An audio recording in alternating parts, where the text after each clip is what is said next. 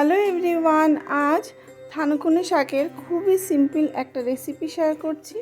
আমরা অনেকেই আছি যারা থানকুনি শাক খেতে পছন্দ করি না, কিন্তু এভাবে বানালে গরম ভাতের সাথে একবার খেলে কিন্তু আপনার বারবার খেতে ইচ্ছে করবে। তো দেখুন, প্রথমে আমি থানকুনি শাক নিয়েছি আর সেগুলোকে আমি ডগা থেকে আলাদা করে নিয়েছি, শুধুমাত্র শাকগুলোকেই নিয়েছি। এবার এই শাকের মধ্যে দিয়ে দিচ্ছি 1 চামচ নুন আর হাফ চামচ হলুদ গুঁড়ো, 4টে কাঁচা পাকা লঙ্কা দিয়ে দিলাম আর 1 চামচ গোটা জিরে দেব।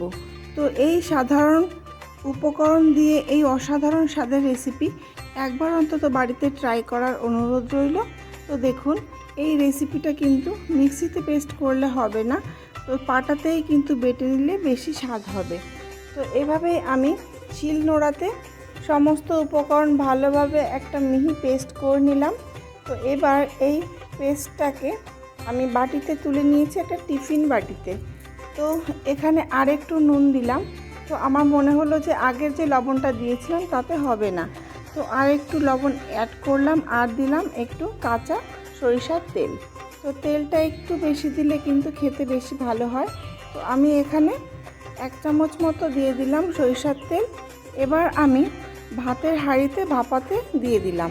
ভাত যখন অর্ধেকটা হয়ে আসবে তখন আগুনটাকে কমিয়ে দিয়ে টিফিন বক্সটাকে বসিয়ে দিলে কিন্তু সিদ্ধ হয়ে যাবে। এটা আপনারা আলাদা পাত্রে জল দিয়েও সিদ্ধ করতে পারেন, তবে এভাবে করলে কিন্তু গ্যাস অনেকটা সেভ হয়। তো যার জন্য আমি ভাতের হাঁড়ির মধ্যে এভাবে ভাপিয়ে নিলাম। দেখুন, রেসিপি সম্পূর্ণ রেডি। এই সিম্পল রেসিপি আপনাদের কেমন লাগলো অবশ্যই জানাবেন।